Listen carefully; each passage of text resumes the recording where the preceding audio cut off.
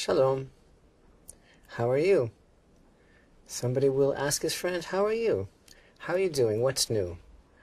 And his friend will answer, oh, you know, same old, same old.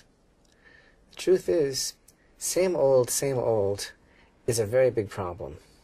It's like the biggest challenge that we have. And the Torah, our Holy Torah, is very much against this idea of same old, like, you know, same old, because the truth is that if we're living connected to Hashem, if every day is new, if everything is different, then it could never be the same. So here we are in Parashat Vayakhel. We're going through the Torah again. We go through the Torah every year. So we could also say, you know, same old. This is like the greatest challenge that we have as sensitive human beings, is to live every moment new for Hashem. So now we are in the penultimate Torah portion of the book of Exodus, Parashat Vayakhel. And you know, by now we should have a pretty good idea of what the plan is. We should have a pretty good idea of what Hashem has in mind. So he took us out of Egypt, amidst the greatest wonders that have ever been seen on the face of the earth. And that was the most idolatrous place on earth. So he took the nation of Israel out of this crucible of intense, terrible idolatry and took them to him, as it were, amidst these unbelievable displays of his sovereignty and presence. And then he took the nation of Israel to the foot of Mount Sinai. And there, at the Sinai revelation, the nation of Israel experienced a tremendous level of prophetic enlightenment. So, I might think that it would never be same old again, that we could never possibly go back to the way we were in Egypt. We've been through all that. We've come from that terrible idolatrous background, and we've come to the foot of Mount Sinai. We've received the Torah, and so now, happily ever after is the way that we'll live, the way that we'll describe ourselves, because we could never possibly suffer from the syndrome of same old again. But, surprise, 40 days after the giving of the Torah at Mount Sinai, the suspension of nature of the going out of Egypt, 40 days later, we blunder with the terrible debacle of the golden calf. And if that's not an example of same old, then what is? I mean, we're coming from Egypt, we're coming from idolatry, we're coming towards the reality, the vibrancy, the reality of the one true living God. And here we are again, totally messed up, totally backwards again with the golden calf. So here we are now in Parashat Vayakhel. And our sages tell us that the tabernacle is some sort of antidote to the golden calf. Let the gold of the tabernacle come and atone for the gold of the calf. And this isn't just about some sort of substitution, some sort of transubstantiation, some sort of word game. This is a concept alluding to what we really have to be focused on, what we really have to work on in our lives to make a place for Hashem. But here in Parashat Vayakhel, Moshe Rabbeinu assembles the entire nation of Israel. And this Torah portion, as we'll see, really is the beginning of the production, the execution of all the commands that were received by Moshe in the previous 2 parshiot and 2.5 parshiot, and all of the details of the tabernacle are now going to be put into effect. Craftsmen are going to be chosen, and the special inspiration of heart and mind of those craftsmen is going to be evident. But first, Moshe assembles the entire people, and he exhorts them about Shabbat. The very first thing that we have in this week's Torah portion, Parashat Vayakhel, is the concept of the tremendous importance, indeed the preeminence of Shabbat. And then after Moshe has reminded the people of Israel of the preeminence of Shabbat, then he goes on to exhort them to build the tabernacle. So Vayakhel Moshe assembled the entire nation of Israel, and he told them publicly, every man, woman, and child, two things. He told them about Shabbat, and he told them about the tabernacle. And why do I say the preeminence of Shabbat? Because our sages tell us that there is a special, unique relationship between Shabbat, the Sabbath, and the tabernacle. That is to say, the sanctuary, the Holy Temple, on many levels. First of all, regarding the Sabbath's preeminence, one of the things that we derive from the juxtaposition of these two events in the very beginning of this week's Torah portion is the concept in Jewish law that the sanctuary, the tabernacle, the temple cannot be built on Shabbat.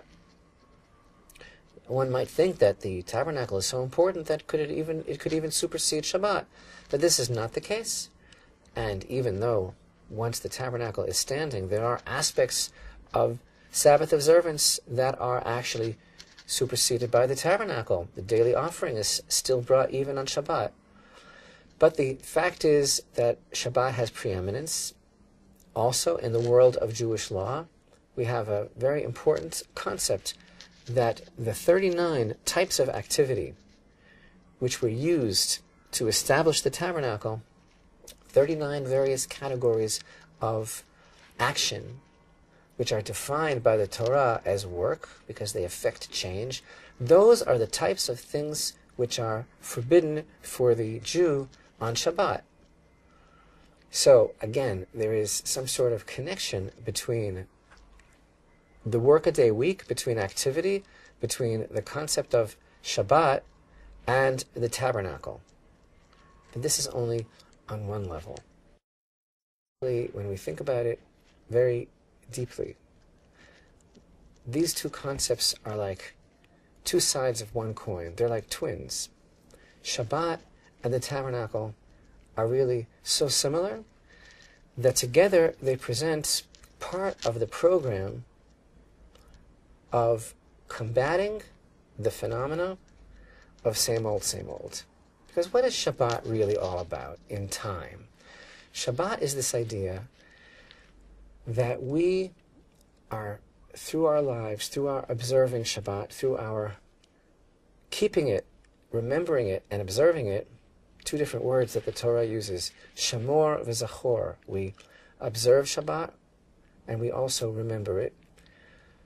We are actually giving testimony to Hashem's constant renewal of creation. We don't keep Shabbat only because Hashem once upon a time created the world, but the essence of our Shabbat observance is that Hashem is continuing his relationship with all of creation right now. So what Shabbat really accomplishes, it sanctifies time. But even more so, we work all week long through the 39 types of actions. And this is a very, very deep, even a mystical concept, these 39 types of activity, because they correspond to a mystical idea of 39 lights. And it's through all of these activities that we affect anything in this world. But of course, all of our action in this world, it's only blessed by Hashem, and that's what makes all the difference. And if it wouldn't be for the presence of Hashem on the work of our hands, then we could be compared to people just running on a treadmill, covering a lot of ground, but we're not getting anywhere. So too, the whole idea of Shabbat is that Hashem, as it were, created something on the seventh day as well. He created the concept of rest, meaning for us, he created the idea of our realizing that nothing possibly can be accomplished in this world through all of our scurrying around and being busy with all of those activities during the week, if it's not for the soul of creation, if it's not for the presence of Hashem, if it's not for everything that Shabbat represents, then the work would be totally meaningless. So Shabbat not only sanctifies the concept of time, but it also sanctifies everything that we do the rest of the week by giving it meaning. And the same is true for the concept of the tabernacle, the concept of the Holy Temple.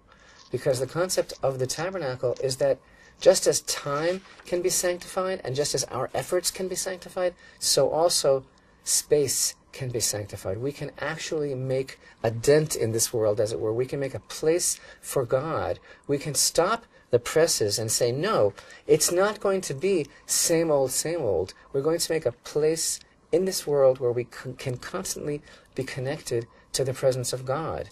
And actually, of course, Moshe assembled the entire people, and with his bold plan of trying to totally divest from them the false notion of same old, he told them about two things. He told them about Shabbat, and he told them about the tabernacle. Because what Shabbat is to time, the tabernacle is to space. It is to this world. They're like two transparencies. If I want to explain something to a class, and I put one transparency on top of another to try to explain something, the second one will add another facet, another dimension. But if I take these two transparencies and put them on top of each other, they'll be perfectly aligned. They mirror each other. Because Shabbat accomplishes in time what the tabernacle accomplishes in space, which is the cure-all. If we would just be sensitive to it and live our lives according to these ideas, it presents the cure-all to the problem of, what's new with you? How you doing?